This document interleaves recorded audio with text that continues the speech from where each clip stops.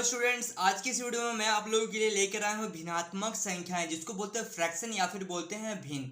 तो इसके बारे में थोड़ा सा हम लोग डिटेल में पढ़ेंगे भिन्न क्या होता है और भिन्न के कितने प्रकार होते हैं। तो ये थ्योरी बेस्ड वीडियो होने वाला है आज का। तो ये वीडियो आप लोगों के लिए नया भी होने वाला है, जिससे आप लोग बहुत बारीकी से समझ पाएंगे कि भिन्न क्या होता है और भिन्न के कितने प्रकार होते हैं, क्या क्या भिन्न के अलग अलग नाम भी होते हैं। उस चीज़ को भी मैं पूरा डिटेल में बताने वाला हूँ। तो फ्रेंड्स, सबसे पहले मैं आप लोगों से ये बात बताना चाहता हूँ कि अगर आप मेरे चैनल पे नए हैं तो इस चैनल को जरूर सब्सक्राइब कर लीजिए और अपने दोस्तों के साथ जरूर शेयर करिए। तो चलिए इस वीडियो को स्टार्ट करते हैं।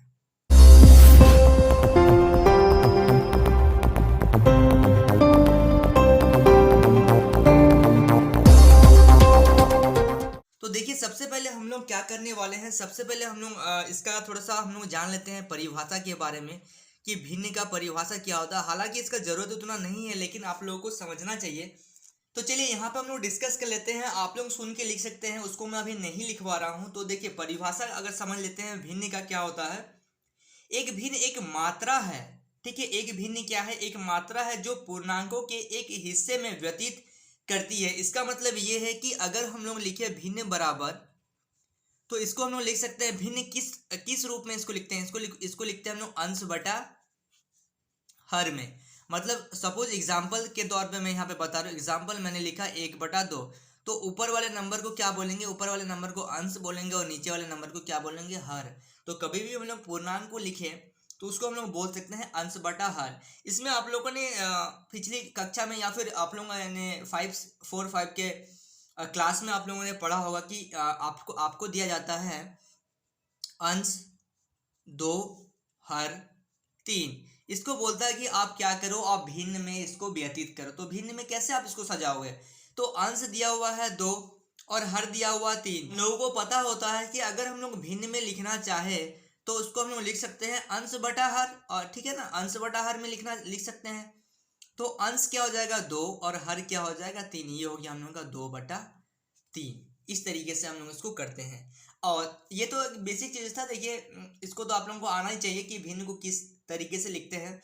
और अभी जो मैं आपको बताने वाला हूँ वो है भिन्नों के प्रकार। चलिए देखते हैं भिन्नों के प्रकार में सबसे पहला क्या होता है? उचित भिन्न। देखिए, उचित भिन्न क्या होता है, समझिएगा बहुत ध्यान से। सबसे पहला मैं यहाँ पे ले रहा हूँ उचित भिन्न। उचित भिन्न क्या होता है? अगर इसका डेफिनेशन का बात करें, ऐसा भिन्न जिसका अंश क्या हो 0 से बड़ा हो तथा हर से छोटा हो। मतलब ऐसा भिन्न जो अंश क्या हो, अंश जो हो वो 0 से बड़ा हो। अंश देखिए यहाँ पे मैं लिख रहा हूं अंश बटा हर। अंश क्या बोल रहा है? अंश 0 से क्या होना चाहिए? बड़ा होना चाहिए, ठीक है। और हर से लेकिन हर से क्या होना चाहिए? हर से छोटा होना चाहिए। तो उसको बोलते हैं हम लोग उचित भिन्न, जो क्या हो 0 से बड़ा हो और हर से क्या हो? छोटा हो। तो एक एग्जाम्पल से समझते हैं। अगर आप लोगों को ये थ्योरी पे नहीं समझ में आ रहा तो एक एग्जाम्पल से समझते हैं। 0 से बड़ा हो मतलब 0 नहीं लिख सकते हम लोग, चलिए 2 लिख दिए, ठीक है। लेकिन हर से छोटा हो तो हर इससे बड़ा होना चाहिए। हर 4 ले लिया मैंने यहाँ पे। तो हर से क्या है? छोटा है, और 0 से बड़ा है, तो ये हो गया उचित भिन्न। इसका मतलब अगर हम लोग अपनी भाषा में कैसे इसको याद रखेंगे, इसको इस तरीके से याद रखेंगे कि ऊपर वाला हमेशा छोटा होना चाहिए और नीचे वाला अगर बड़ा है तो उसको बोलते हैं हम लोग उचित भिन्न। याद रखिएगा, फिर से सुनिए, क्योंकि आप लोग फिर पूछने से बता नहीं पाते हैं, ठीक है। आप लोगों का माइंड कैच नहीं कर पाता है, तो इसीलिए मैं इजी वे में आप लोगों को बता रहा हूँ। उचित भिन्न किसको बोलेंगे? उचित भिन्न उसको बोलेंगे जो अंश क्या हो? छोटा हो और हर क्या हो? बड़ा हो। मतलब ऊपर छोटा हो और नीचे बड़ा हो, तो उसको बोलेंगे हम लोग उचित भिन्न। हाँ, लेकिन एक चीज और यहाँ पे आप लोग बोलिएगा कि ऊपर वाला नंबर 0 नहीं होना चाहिए, मतलब 0 से बड़ा होना चाहिए, तभी उसको बोलेंगे हम लोग उचित भिन्न। तो चलिए अब देखते हैं हम लोग अनुचित या विषम भिन्न किसको बोलेंगे। चलिए यहाँ अब देखते हैं हम लोग, ये सेकंड टाइप है हम लोगों का, ठीक है। पहला टाइप हमने पढ़ा उचित भिन्न, अब दूसरा है अनुचित या विषम भिन्न किसको बोलेंगे। तो ऐसे भिन्न जिसका अंश हर के बराबर हो या फिर बड़ा हो, उसे क्या बोलेंगे? अनुचित भिन्न बोलेंगे या फिर विषम भिन्न बोलेंगे। इसका क्या मतलब है? ऐसा भिन्न जिसका अंश क्या हो? हर से बराबर, हर के बराबर हो। अंश और हर बराबर भी हो सकता है, ठीक है। अंश और हर क्या हो सकता है? दोनों बराबर हो सकता है, ठीक है। अंश यहाँ पे ऐसे ले लेते हैं, अंश बराबर हर हो सकता है या फिर बड़ा भी हो सकता है, उसे क्या बोलेंगे, अनुचित भिन्न बोलेंगे, अनुचित भिन्न या विषम भिन्न। तो सबसे पहले एग्जाम्पल से देख लेते हैं। सपोज यहाँ पे मैंने ले लिया बड़ा भी होना चाहिए, अंश बड़ा भी हो सकता है या फिर बराबर हो सकता है। तो 5/5 अगर मैं ले लूँ यहाँ पे, तो ये क्या है, अनुचित भिन्न है। सपोज मैं यहाँ पे ले लिया 12/7, तो ये देखिए हर से क्या है, बड़ा है, तो इसका मतलब अनुचित भिन्न। चलिए अभी मैं आप लोगों को यहाँ पे एक चीज़ और दिखाना चाहता हूँ। यहाँ पे एक एग्जाम्पल के तौर पे मैं यहाँ पे ले रहा हूँ। देखिए सबसे पहले 5 सपोज यहाँ पे ले लिया 6, और यहाँ पे ले लिया मैंने 8/8, और यहाँ पे ले लिया मैंने 17/7। तो चलिए इसमें से बताइए कि कौन क्या है। तो देखिए सबसे पहले मैंने आपको क्या बताया था, अगर अंश छोटा हो हर बड़ा हो तो उसको बोलेंगे हम लोग क्या, उचित भिन्न। बात समझ में आ रहा है, ये क्या है, उचित भिन्न है। इस तरीके से आप लोगों को प्रैक्टिस करना पड़ेगा, जिससे आप लोगों का क्या हो जाए, रिवीजन बहुत अच्छे से हो जाए। ये है उचित भिन्न। अच्छा, अगर यहाँ पे 8/8 मतलब ऊपर भी 8 है और नीचे भी 8 है, तो इसका मतलब क्या है कि ऊपर नीचे क्या है, बराबर है, तो इसको क्या बोलेंगे, विषम भिन्न या फिर बोलेंगे अनुचित भिन्न। कोई दिक्कत नहीं है।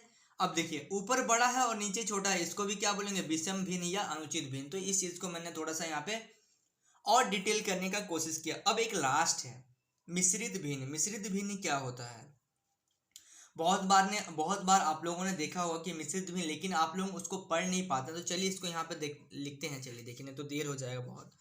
अब वीडियो, इसीलिए वीडियो क्या हो जाता है, लंबा हो जाता है। मिश्रित भिन्न, मिश्रित भिन्न, मिश्रित भिन्न क्या होता है।